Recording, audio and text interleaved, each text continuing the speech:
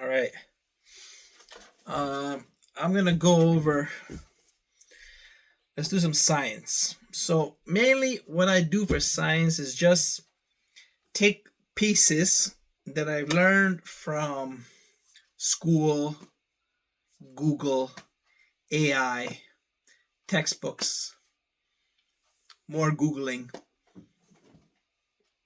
and I put them into like a note form with headers, indents, highlights, colors. And then I get my topics and I organize them into documents by type. And then I come up with my own opinions and using my creativity, how I can sum up the outlook or the future potentials of where certain fields are going. So in my Microsoft document, I have like AI, just simple. I'm not too. AI is mainly a data set. It's a data set. It's like you got data, and AI is going to craft that data into something intelligent and spit out a concise answer. Now, a lot of it depends on how you interpret data. So you got to interpret data and then you got to interpret AI. The human always has to do the interpreting, and the human also has to do the querying. So he has to query for the right stuff. You got to ask the right questions, just like iRobot, and you got to get find out which data you need and what you're going to do with it. Then I use that stuff to help me come up with cancer neural networks and holistic approach. Mainly what I this focuses around microbiology, I realized. So like how the cells in your body behave naturally. They have a nucleus, they have proteins, and they have balances like ion balances, electrical balances, fluid balances, and the proteins regulate everything from receptors to membrane channels to command centers to building blocks and functional things. And the proteins are designed by DNA, and DNA and RNA go hand in hand. So uh, DNA stands for, what does DNA stand for? I don't know. But RNA, ribonucleic acid, and DNA, I don't know. And then mRNA, messenger RNA. So you can modify the RNA to instruct the DNA to make some proteins. You can remove some RNA, you can remove some DNA. You can take the DNAs that already exist and add to those specific ones so they get uh, uh, brought out more. They get brought out more, and then you can selectively instruct, or you can synthetically from a lab instruct what you want the DNA to code for the proteins, because DNA all they do is code proteins, and then these proteins function in the cell. They from cancer to repair to neurons and motor functions and breathing and digestion, everything. So microbiology. Um, but if you do it wrong, you can develop abnormalities and you can create cancer. So we got to localize and really study this microbiology because it's the most potent and least invasive, I think, like a needle and uh, or surgery, and uh, you don't need radiation or chemo or you know crazy stuff. So um, and that was mainly I came up with this cancer and neural networks mainly using high school knowledge. So I took biology in grade 12 and grade 11, and then I bought some textbooks from my university bookstore on cancer and like because cancer we gotta solve, and neural networks. neural networks repairing neural breaks, and uh, neural diseases like mental health and Alzheimer's, ALS, dementia. It's a neural problem with the neural chain because neurons fire signals which control speech, motor functions, digestion, breathing, your nervous system, thinking. So neurons are cells that send signals that connect with other neurons, and there's a whole system. You got the axon, the dendrites, the nerve endings, the synapses where the neurotransmitters then exit one neuron and are accepted by the other neuron to continue the chain, and they instruct either the command or what you're supposed to do, how quickly you're supposed to do it. So neurons and cancer are what I focused on, and then a little bit on viruses as well. Just yeah. After that, and then vaccines and pills. So those are just methods to treat problems. How a vaccine works and how a pill works. It's mainly through the blood, the digestive tract, and the blood. Yeah. So blood plays a big part in the body as well. And then after that, mainly it's electrical engineering. I got just some documents on entropy, reversing entropy, gravity. Out of the four fundamental forces, we know gravity the least. There's weak force, strong force, nuclear force, and gravity. So like the nuclear force and the strong force are like how protons are attracted to neutrons and electrons. And then you got the weak force, which is the electric force, how electrons travel down metals and the electric field, and magnetism and electricity. That's the weak force.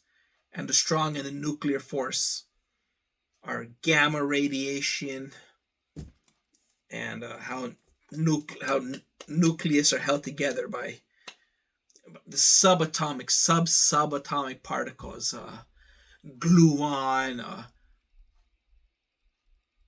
phi, theta, phi.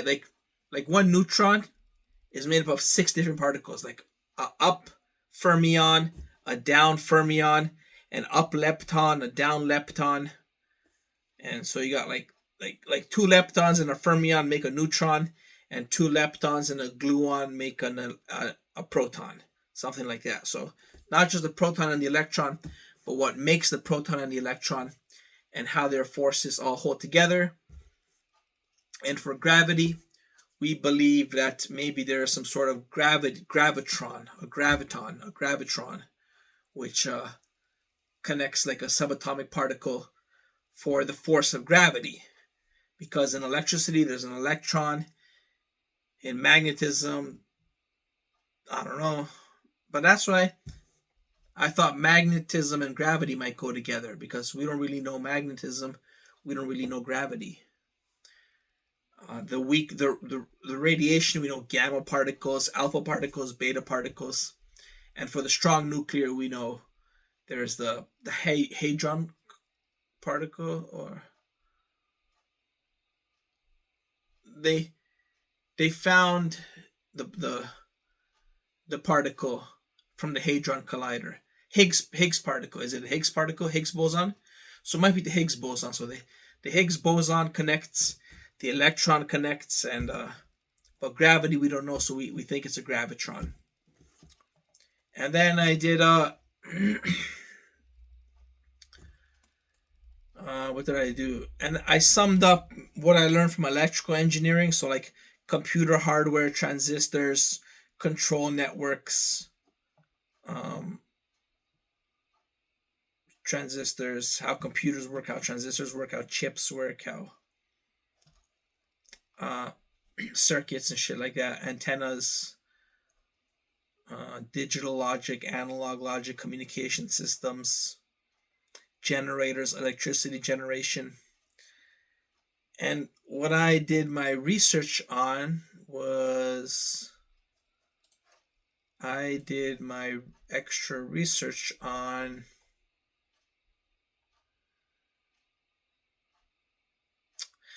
electrons and photons mixing together. So microelectronic circuitry. So like how can we get this tiny little electron? Because an electron oscillates and that creates an electric field and a magnetic field.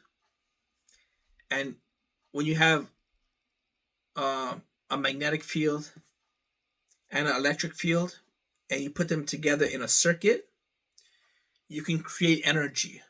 You can harness energy. So you can transform movement and kinetic energy into electrical energy. And that's when you have an electron or a photon from light, electron from electricity, and you put a circuit. It's called electric induction, and you get electricity. So how can we get electricity and power from a photon, a light particle, or a stray electron particle, like from the sun? So it's solar panels, but on a microscopic level because they're really small. So you would need it's also nanotechnology.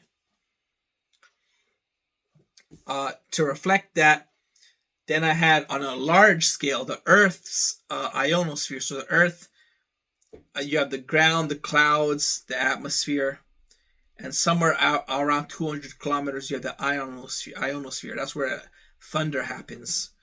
You have this big ball of just electric charge, negative electric charge. So that's always negative charged, and when it rains it becomes more, when there's a storm it becomes more negative charged, and the ground becomes positive charged, and then the electricity electrons go from the clouds to the ground.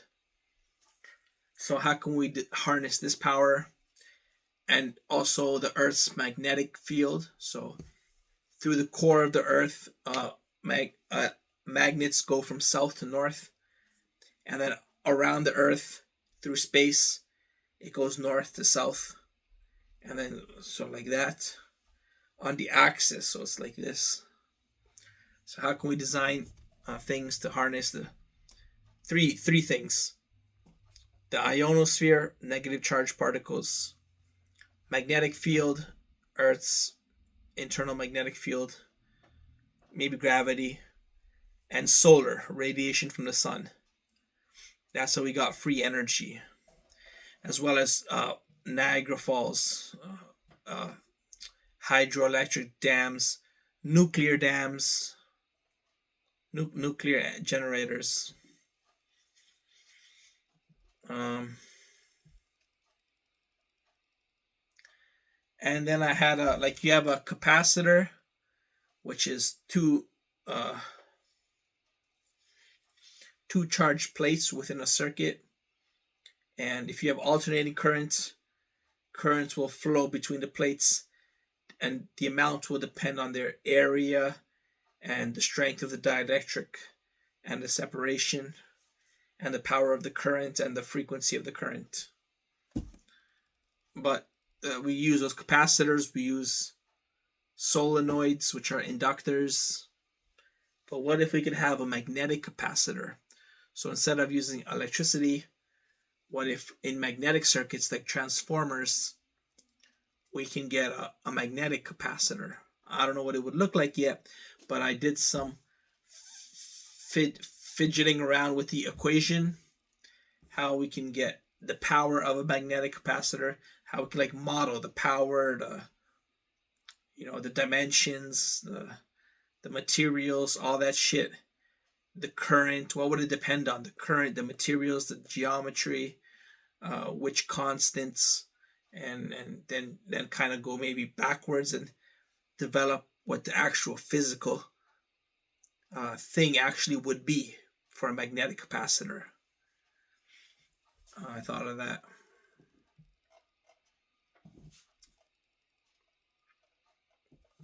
And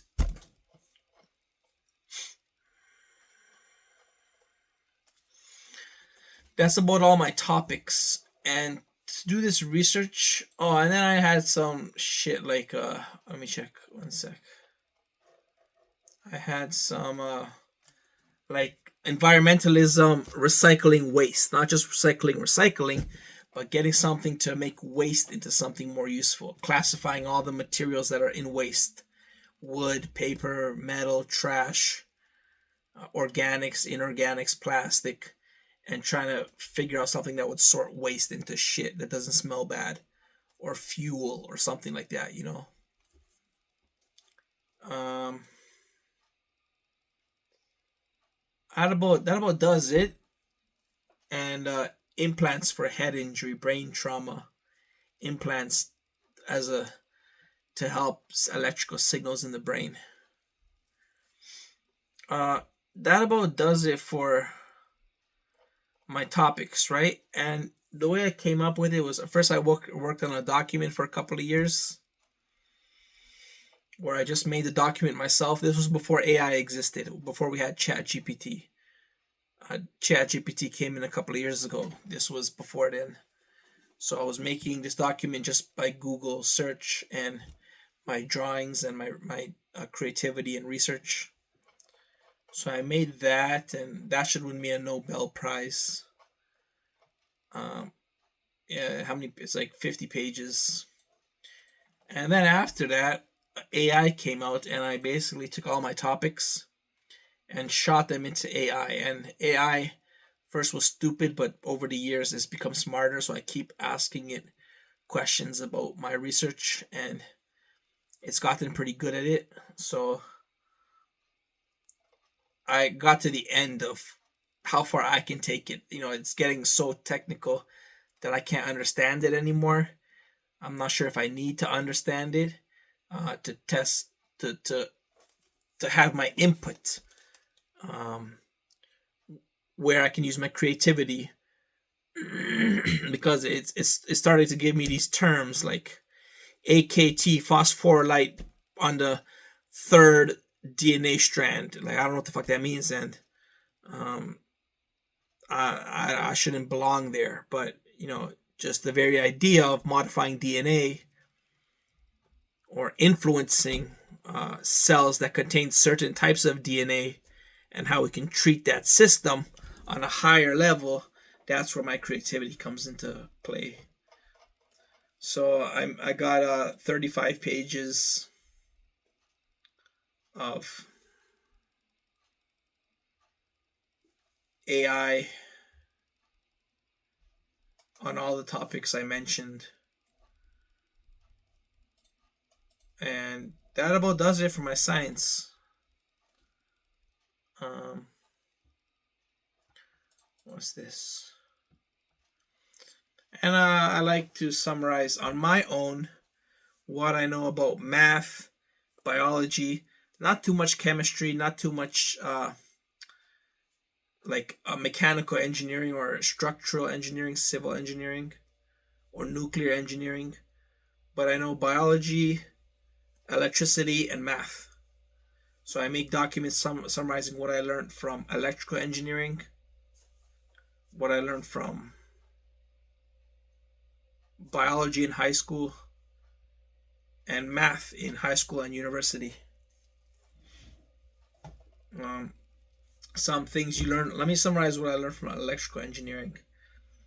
You got smart grids where you just generators, three-phase power, uh, renewable energy, two different types of transistors, which on the nanoscale create switches and digital logic and amplifying currents or voltages on a microchip, current mirrors, inverters, manipulating current and output voltage using feedback and resistors, so an external supply, so you can change, literally amplify a signal. So you take a signal, decode it. When you use a radio signal, you want to encrypt it, decode it, encode it, amplify the power, transmit it, take the power down, receive it, decode it, read it, amplify it to read it, and you want to do all this with low loss, because if you fuck up the signal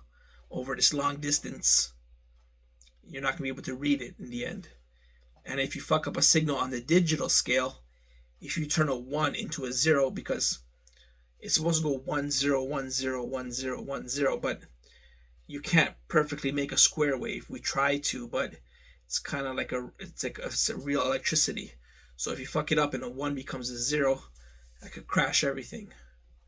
So you got to have accuracy and low, very efficient when you're designing shit. Then you got electric machines, motors, force, torque, AC motors. It's like you have a magnet and you have an electric field, and you put a current in, and the current spins the motor and slows down the motor, and you don't need gears. You just need to control the current. You got antennas, which are like a half dipole. So you have a waveform, and it's got a frequency and a wavelength, and the antenna is like just a little shit sticking out, but it's half a wavelength in size. So you have to know the electricity coming in, and you create the antenna to be matching that, and then that's going to radiate in a certain direction. And you got your probability, so just numbers and odds and chances. Computers, memory, processor chips, speed, the clock speed, tick, tick, tick, tick, tick, tick, tick. Every tick in the clock is another command the computer executes. So load, store, move, change, load, store, move, change, load, store, move, change. That's the commands, and that operates the entire computer. Then you got your electromagnetics, so just regular ass electrons, charge, circuits, radiation, fields and waves. It's like gravity, but with electrons. So when two electrons, they repel each other, they create a field, and that creates a force. You got current, you got magnetic fields, you got a number of loops, how powerful the current is. And then that's what you learn. And then you got your mathematics, you got your trigonometry. Let me check the mathematics again. Mathematics are interesting. I think it's over here. Did I put it here? I have so much shit. I don't know. You got your physics equations. You got your kinematics, so speed, distance, time, acceleration, circular motion, centripetal motion, radius, time, distance, velocity, direction, and intensity. You got your trigonometry. Now, trigonometry is so damn okay. Then you got your calculus, your derivatives, and your integration. Yeah, this is a good chart.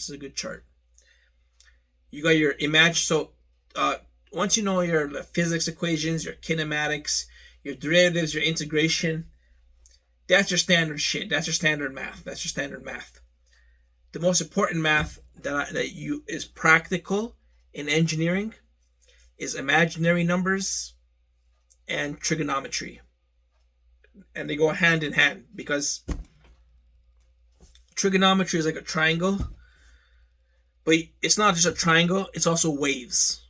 Sinusoid is like this, and a cosine is like this, and a tangent is like this. So what is AC current? AC current is a wave.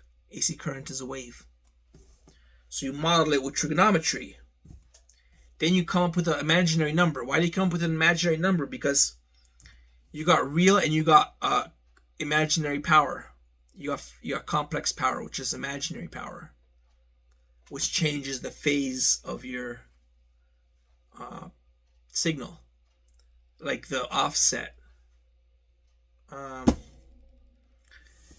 and when you got like a cosine wave, your AC wave, electricity is modeled with a cosine wave or a sinusoidal wave. It's hard to fucking compute a cosine wave and a sinusoidal wave with shit going on in your circuit, especially when you got a million different things going on and a million different elements, and you got to calculate all this shit with cosines and sinusoids. It's very hard to do that. So we use imaginary numbers,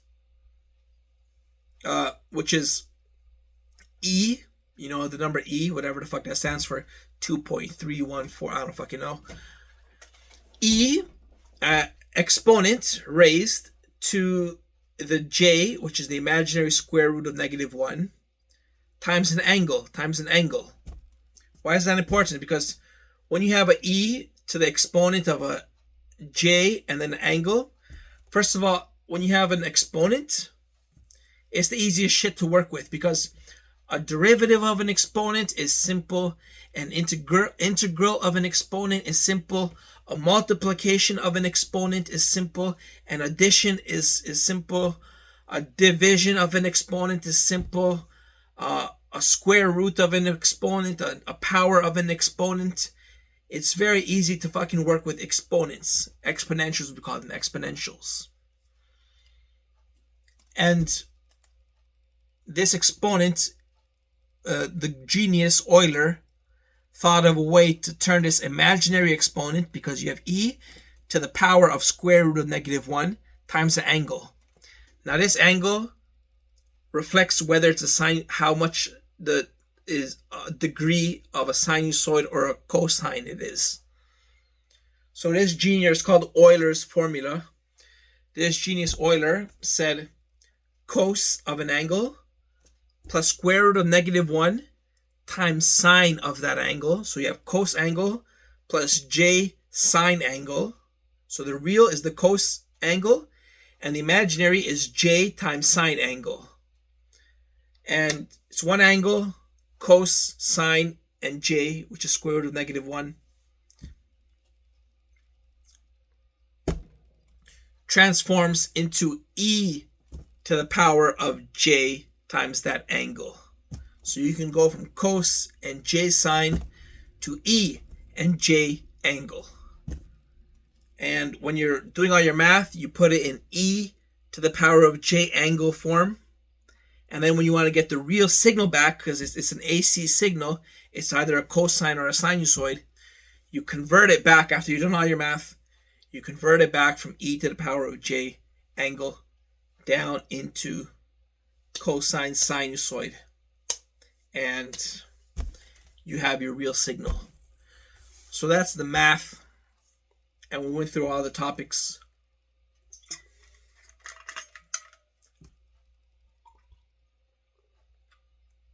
So this is a half-an-hour video of the science I've been working on.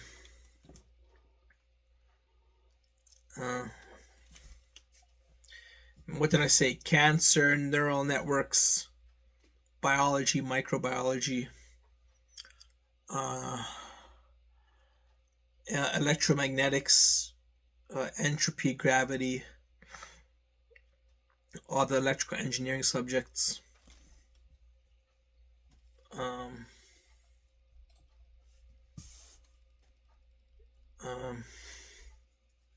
Magnetic capacitor, microcircuitry, electron and photons, Earth's ionosphere, magnetic sphere, gravity and radiation, the environment, garbage,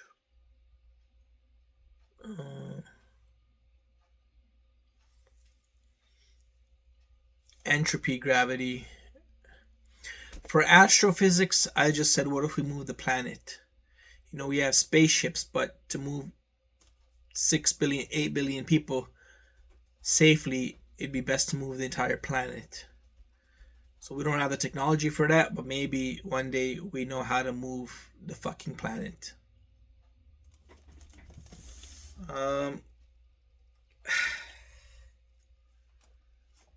And that's it. I don't got anything else. No other breakthroughs. Magnetic capacitor,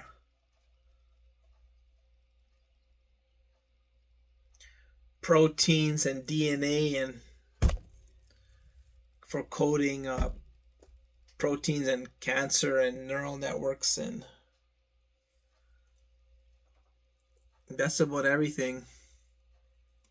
I did a lot of research, a lot of studying, a lot of reviewing my work, a lot of looking at videos if I have to, talking with AI.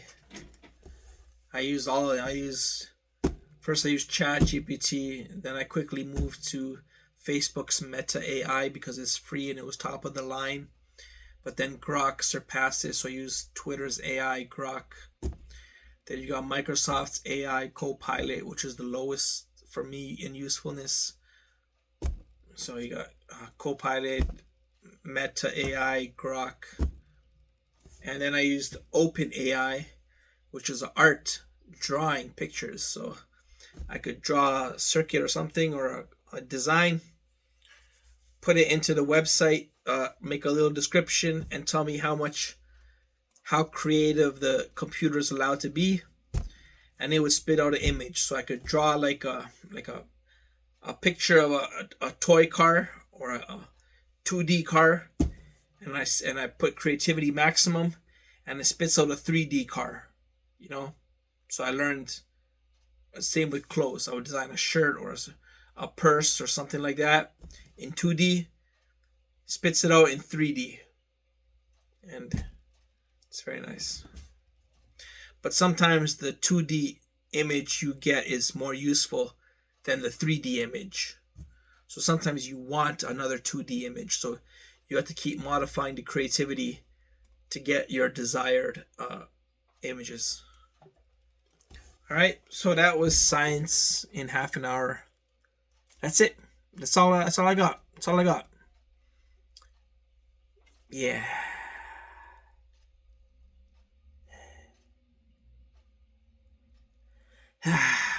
That's about it. So hit me up in the chat, in the comment, share, like, subscribe, rate, review, and peace.